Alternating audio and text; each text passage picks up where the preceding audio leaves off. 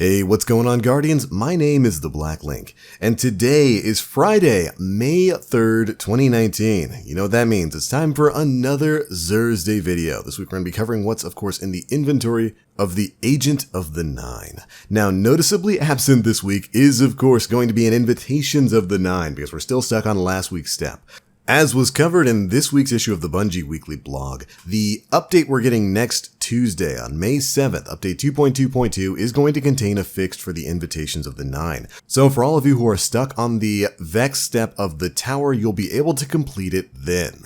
But with that being said, let's go ahead and dive on in. First up, we've got our next week in Destiny splash screen. The revelry ends at the weekly reset. Earn Arbalest from Ava Levante now. If you don't earn Arbalest from Ava now, it's just going to be added to the randomized loot pool. So this is basically your last chance to have a guaranteed shot at Arbalest. So if you haven't gotten it yet, make sure you pick it up.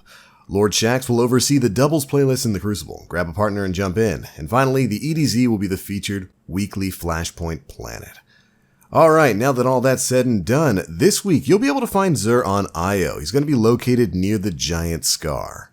So go ahead and select Io, and once you've loaded into the Giant Scar area, follow the path that we're taking here, and you'll find Xur in a cave near the back.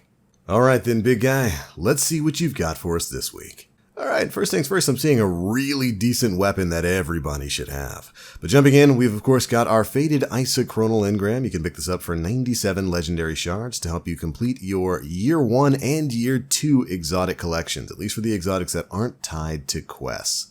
Still trying to get my hands on the Shards of Galanor, so I'm going to be hopping over on my hunter to grab that. Alright, moving on, we have got the Huckleberry exotic submachine gun on sale. This is a fantastic weapon. You should absolutely be picking this thing up. This submachine gun comes with the ability Ride the Bull. Increased rate of fire and recoil while you're holding down the trigger. Kills with this weapon reload a portion of the magazine. So as you're just getting kills, your fire rate is going to increase, and you're just going to be able to continually get your ammo back. And this kind of builds into the masterwork for this weapon, which we'll cover in just a sec. It's also got fluted barrel, ricochet rounds, rampage, and a short action stock. This is definitely one of the better weapons in the game, and it's got a great masterwork as well. As you can see here, once you've gotten the catalyst to drop and max it out, kills with this weapon now reload the entire magazine. So that, plus the orb of light generation you're going to be getting from multi-kills with this thing, make it a fantastic choice for PvE. Absolutely a worthwhile weapon.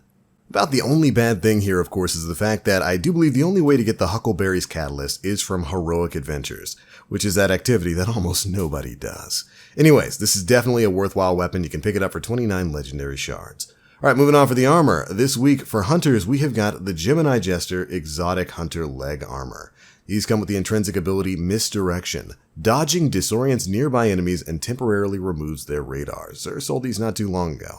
These are coming with Fusion Rifle Dexterity, Hand Cannon Dexterity, and the Outreach ability. They've also got Scout Rifle Scavenger as well as Special Ammo Finder. Not too bad at all. Next up for Titans, we have probably the poopiest exotic in the game for you Titans. It's got a niche, but it's a very, very small niche. The Antaeus Wards. This exotic leg armor gives you Reflective Vents. Improved Slide. Sliding reflects incoming projectiles. Reflecting projectiles grants you super energy. And it's that granting of super energy that's the real benefit here. You can basically reflect anything, any projectile with these boots, but it's just so weird and out of place. Like, it's not going to be something that you're going to pull off with any sort of regularity. I kind of wish they would give these a little bit of a buff, maybe reduce the cooldown on them so you could use it more often. I don't know. Anyways, these are also coming with Fusion Rifle Dexterity, Hand Cannon Dexterity, and Outreach, as well as Scout Rifle Scavenger and Special Ammo Finder once again. Finally, for Warlocks, we have got the Contraverse Hold. These are a fairly new pair of exotic gauntlets. They're pretty darn good too.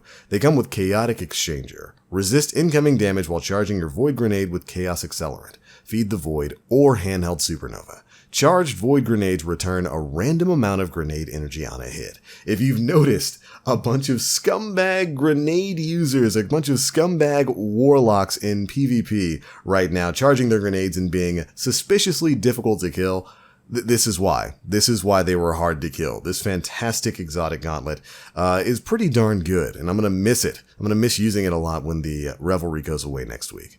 These are also coming with Fusion Rifle Loader, Hand Cannon Loader, Impact Induction, Sniper Rifle Scavenger, and Machine Gun Scavenger. Not too bad of a build at all. That's it for the armor. You can pick all that up for about 23 legendary shards. Of course, next we've got our 5 of Swords Nightfall Challenge card and the Invitation of the Nine, which should be the same as whatever it was last week for you, for whatever step you are on. For most of us who are up to date, that is the Tower. This is, of course, the one that we cannot complete. Talked about it a little bit earlier.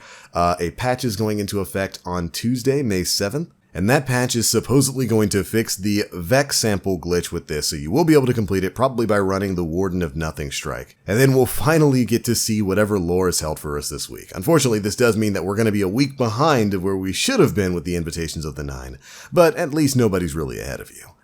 Alright, Guardians, that is pretty much it for Xur's inventory this week. A really decent weapon. Most of the armor is okay. I would say the Contraverse Hold is probably the best of the bunch when it comes to the armor this week. Antaeus Wards is just really kind of...